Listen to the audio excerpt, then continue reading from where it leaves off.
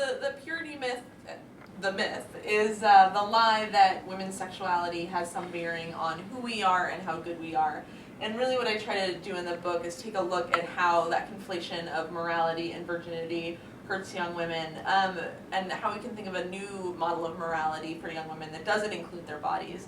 And I also take a look at how the conservative movement is really using that fear of young women's sexuality to promote a really regressive agenda for women and our rights. When emergency contraception was being considered by the FDA for over-the-counter status, it was held up for years, and one of the main reasons it was held up was that people had this fear that young women would somehow become promiscuous if they were given access to a safe contraceptive.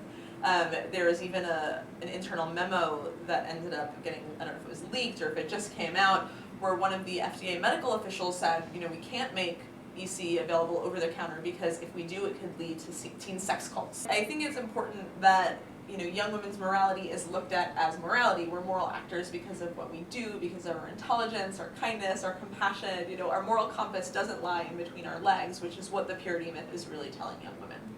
Something else you talked about, which I think is very true, is this idea that if young women seem prepared for sex, if they carry condoms, if they're already on birth control, then they're bad girls because they're expecting it to happen. But if they go into a sexual encounter completely unprepared, it somehow means that since they didn't plan for it, they're good, and therefore it's not as it's not as bad as it was. But the consequences are a lot greater, obviously, if you're going into sexual activity unprepared to ward off STIs and unplanned pregnancy. Yeah, the studies show that young people who have taken virginity pledges or been through abstinence-only education, they're just as likely to have sex. But when they do have sex, they're less likely to use contraception, not only because they've been taught that it doesn't work, but for that very reason, because they think that if they plan for sex, somehow that's bad. It's like premeditated premarital sex, I guess. But if somehow they got caught up in the moment, then it's not really their fault, and they can't be blamed for it, which is it's a terrible thing to tell young people. That leads to horrible consequences. So I think that the most important thing we can do, young people, if you're in high school or college, is find out what your school's policy is on contraception, find out what your local pharmacy's policies are on emergency contraception and birth control, and make sure that it's accessible.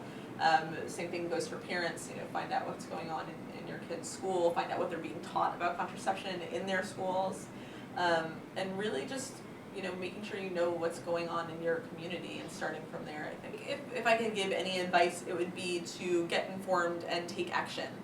Whatever that means to you. I think that it's, with the internet, it's really easy to keep informed about issues that affect your health and lives. You can go to Planned Parenthood's website, you can go to feministing.com, Scarlet Teen, Go Ask Alice is another great one.